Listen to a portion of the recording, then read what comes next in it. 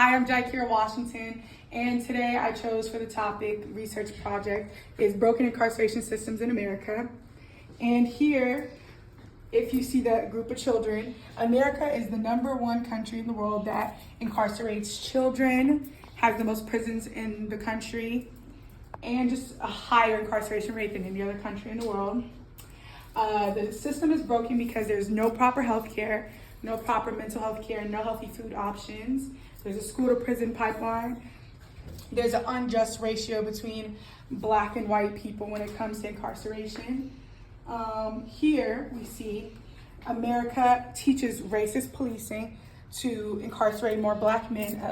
Fact is that around the 1950s, there was a law that was for Black people, well, Black men in general. They couldn't wear their jeans low rise as a fashion sense, or they would get arrested. It was a way to kind of, I guess, police the predominantly Black area and just have systematic racism problems.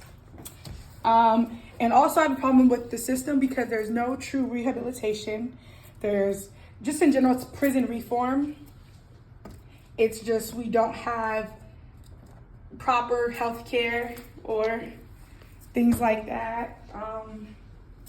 For as far as the school to prison pipeline goes, a lot of times we see where it's a lot of punitive punishments in schools that are just increasing the rate of crime in the area. So for instance, a lot of schools, especially here at Charlottesville High School, we have a big push out method where we push students out and we suspend them for the calendar year.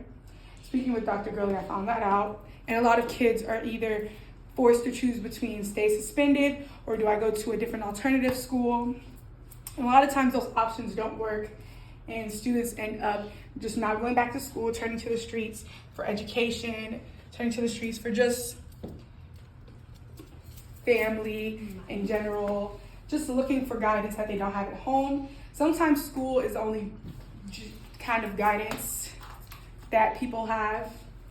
And so when school is taken away from them because their actions are seen as criminal instead of behavioral, they become a part of the percentage of kids that are in the school to prison pipeline and become involved in the broken incarceration system. A lot of times juveniles will go to prison, come out of prison, go back in prison, and then come out, do the same thing, and now they're in prison for life. And I'm spreading awareness for it because how can we stop that from happening?